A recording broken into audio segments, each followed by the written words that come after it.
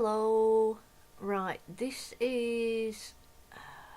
It was supposed to be a sort of tutorial, but sorry, it's a bit pants. Um, I forgot about the recording in fast forward not being very good. So I basically made a dangly ring on bottom and a spring that gets wider towards top. And this bit I made sure it would fit round because that's similar size to eggshell, and I twisted it round and round and made 3 loops, but there's another one that shows this better in not as fast, so when that one's uploaded you'll understand it a bit better if anybody wants to do anything similar. It was going to be a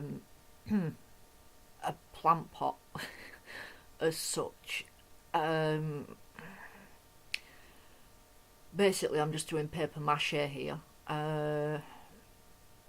just layering tissue paper and glue and making sure that it's all sturdy, but I'm making weird and wonderful things for my bathroom because I'm basically gonna have it a bit like a weird fairy room with very strange things. So there's already a few things in there, but they'll have to be show and tell pictures. Or I've shown how to make a straight line on something that's round as well, and that's in the other video, so that you'll have to wait. I'm sorry. I just wanted to show you, that I were doing it, and when I realised I were further on and it were useless, weren't it? So I've just shown a few bits, and any questions just ask. I don't mind putting little videos up if there's little bits that you need to know, if it's possible for me to do things like that. I'd already painted it bronze, but I remembered when I was doing this same technique on the last year's Christmas things, it was on the glass name tag. I've been waiting since then to do something with this technique. I'd used gold, so I painted it over with gold instead, and the used tea bag, stained tea bag, looks just really nice over it. This I'm using a doily for the pattern and a little bit of raised upness texture, that's the right word, isn't it? Then I use liquid pearls to texture it even more, and I'm using raw umber because it's very similar to the tea stain to age it and everything. Back onto what I'm making my bathroom into a sort of fairy world with weird strange stuff in there. Some of the stuff that I've already made, that I made before I even started videoing. We'll take photos of, won't we, and do a show and tell.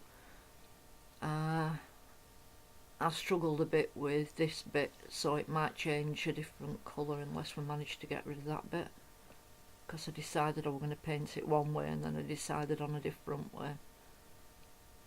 I think you might have been able to get rid of it, did you? Yeah, you did, didn't you? Yeah. I'm using a lightish brown. Well, it's dark, but it's not as dark as the licorice, which is the one that looks like black, to further age it and make it look a bit mucky and whatnot.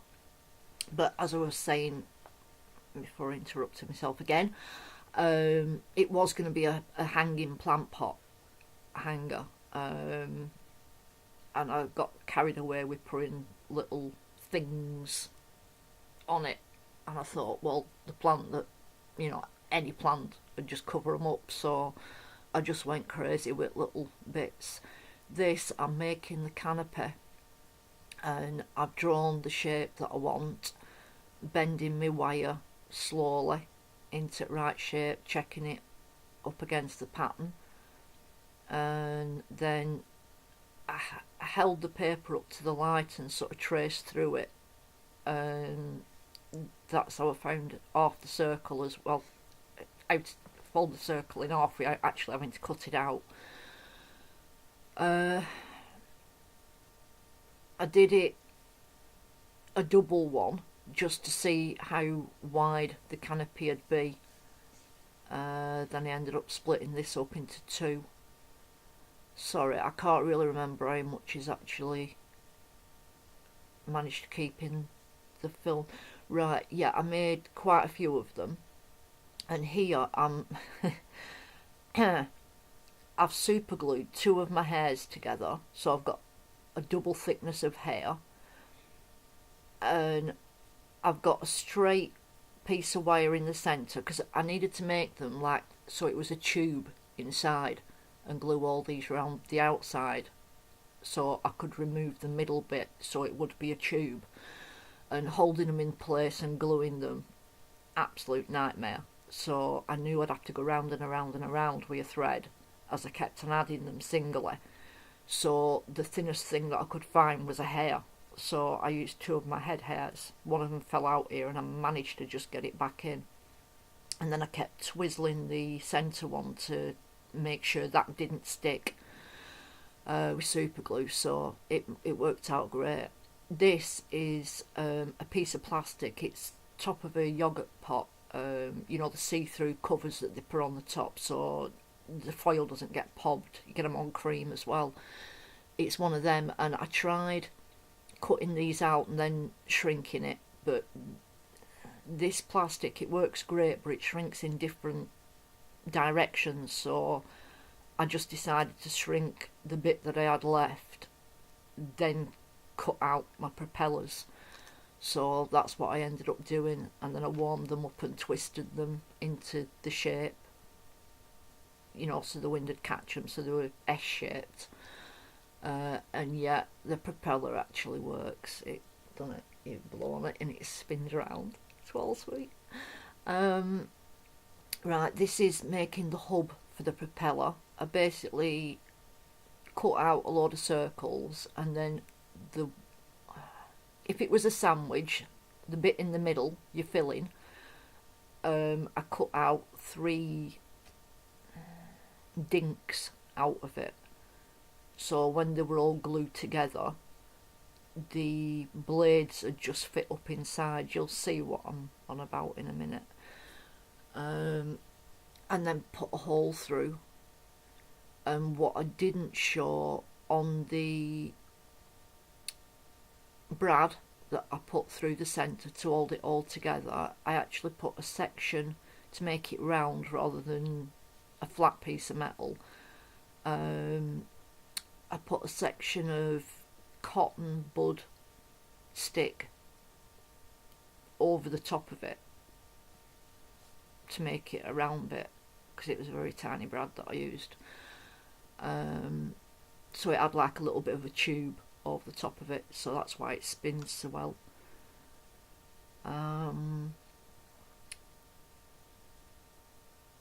The rivets on this are the liquid pearls again. I think I've used liquid pearls all over it for all the rivets and 3D bits. Oh yeah, I forgot. I've talked to my mum the other day, mate, and I asked her if she remembered, and she does. When I were a kid, my dad used to tell us tales, stories about stuff, very vivid imaginations, I suppose.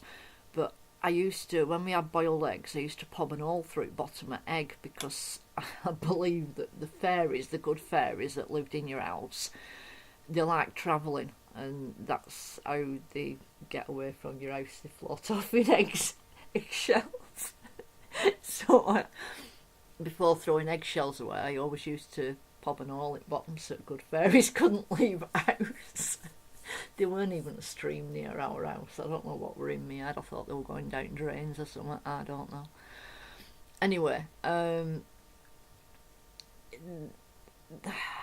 don't know if America had anything like this, but we had a program in England. I think it was called something like The Borrowers, and that's the sort of idea for this. It's obviously steampunk, borrowers, scavenger type of airship. Oh yeah, I know I'm not onto it, but I don't think it shows me making it. The grappling hook was some very, very, very fine floristry wire, and hair again to bind it, and then I glued 2 pieces of hair for the, what do you call the back bit on a hook? The barb on the hook. But I think I'm going to get a proper treble fishing hook, and I think that's where I put the little tube inside. I think I'm going to get a little treble hook, fishing hook, and blunt the ends down and put that on instead, because it's a bit lumpen, shall we say. Well, I was desperate. I don't know, it was probably about 5 in the morning, and I was like, what can I use?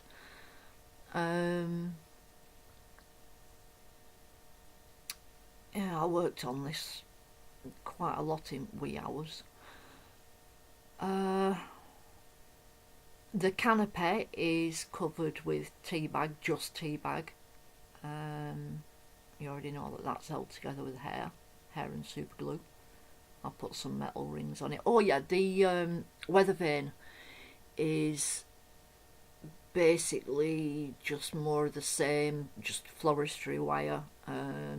I got a bead and drilled 4 holes in it and glued the wire in, and then really glued it round the base of the wires so it had more to bite onto the bead, because it couldn't pass all the way through the bead or into the centre of the bead even, because I wanted it to spin. I have no idea why, because it just wouldn't really work, would it? Don't make sense, but steampunk don't make sense. It's not meant to make sense. A lot of it's imagination and magic. That was the back plate that holds the propeller on. The rudder, same again, that's held on with your hair. We put that match there for just to give you a sense of size, basically. The telescope. I love that telescope. It's glossy accents. I made a little ring, like a chain ring, and put that down on my craft mat, then blob glossy accents, and then when it had dried almost, I pulled it off, so I had like a lens, and then I got some copper tape, which is actually slug tape, and rolled it. So yeah, it's a proper telescope. It's hollow, and I turn back the edges. You'll see a picture of it in a minute. So, and that's the bit that I think I'm going to change. Grappling hook. It is a bit lumpen. That telescope actually tilts and twists as well. It moves, and that does.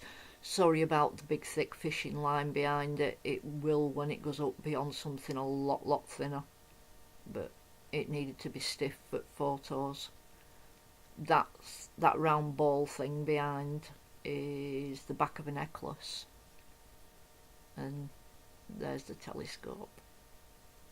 It's so cute, and yeah, it's covered in tea bag as well.